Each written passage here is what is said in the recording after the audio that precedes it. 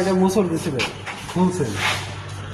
আমরা এখন আছি ডুয়েট ইউরো ক্যাম্পাস যে ভেন্ডর মেশিনটা।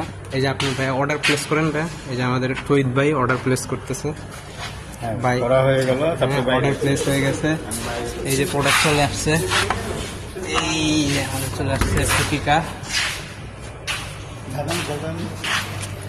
এই পড়তেছে কেন, এই দেখেন এটা কিন্তু এখনো কিন্তু এখানে সিল দেখতেছেন, দেখেন লক করা আছে, এখনো লক করা আছে। এইটা হলো রেড গ্রুপ বিংস নামের একটা প্রোডাক্ট।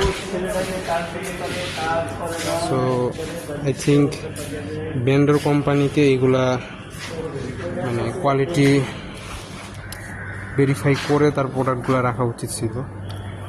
সো দেখুন এখনো প্রেশার দিলে বেরোচ্ছে।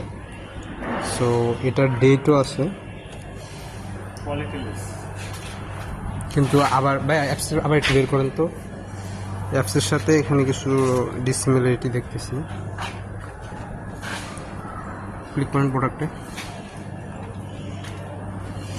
এখানে দেখেন যে এইটার যে এক্সপায়ার ডেট সেটা লেখা আছে, দেখতে পাচ্ছেন কিনা, 30 জুন 2024। একটু দূর থেকে ফোকাস করি, হ্যাঁ 30 জুন 2024। আর এইখানে যেটা এক্সপায়ার ডেট দেখতেছি সেটা হলো 30/8/2024। দ্যাট মিনস এখানে মানে যে প্রোডাক্ট এন্ট্রি করা হয়েছে সেটার প্রপার ইনফরমেশন ভেন্ডরকে দেওয়া হয়, মানে ভেন্ডর মেশিনে দেওয়া হয় নাই। So that's it. So first অ্যাটেম্পটেই আমরা খুবই disappointed.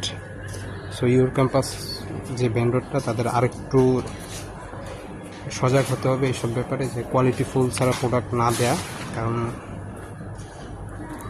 what is very disappointed.